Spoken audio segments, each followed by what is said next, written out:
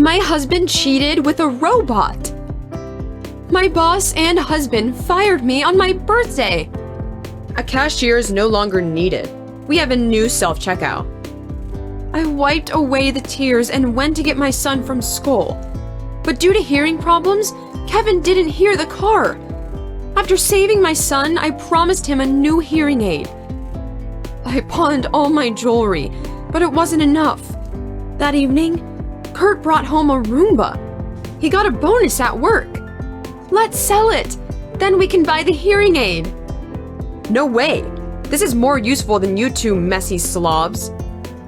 Before leaving for an interview, I asked Kurt to watch our son. Instead, he set up a speaker with a voice assistant. I can chat with her about something other than kids and money.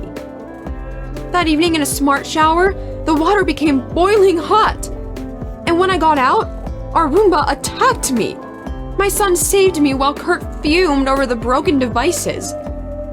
You can't trust them with everything. They can be dangerous. What's dangerous is being old and out of date at 40 like you. Kurt said devices will be better than me as a wife and as a woman. He didn't come home or answer my calls.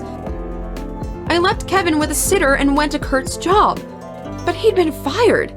There was no bonus. He bought that stuff on credit.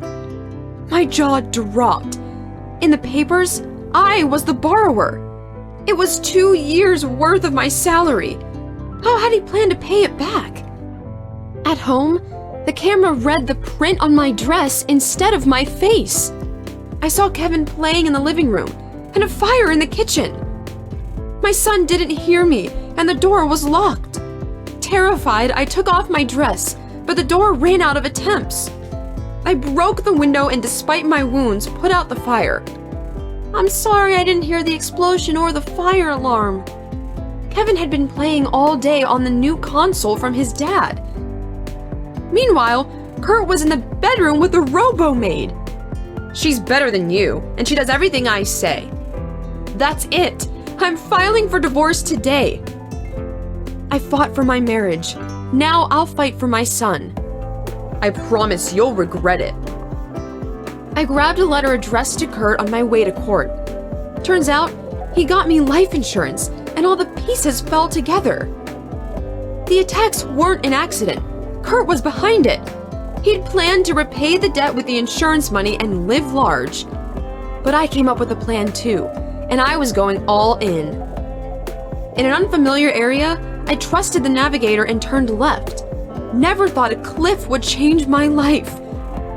I was buried in a closed coffin.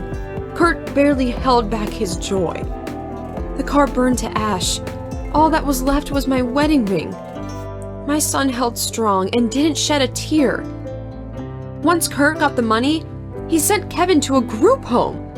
Kurt was already living his new, lavish life when he got a message. If something happens to me, my husband did it. I exposed his attempts on my life, the life insurance, and his smartwatch. I sent this message to the police, too. I jumped out before the cliff and left my DNA inside the car. Later, in disguise, I swapped the bag with the money. That's how I got all the cash from my own death. Life only begins at 40, and we are making a fresh start. Are you afraid to be replaced by someone younger or more modern?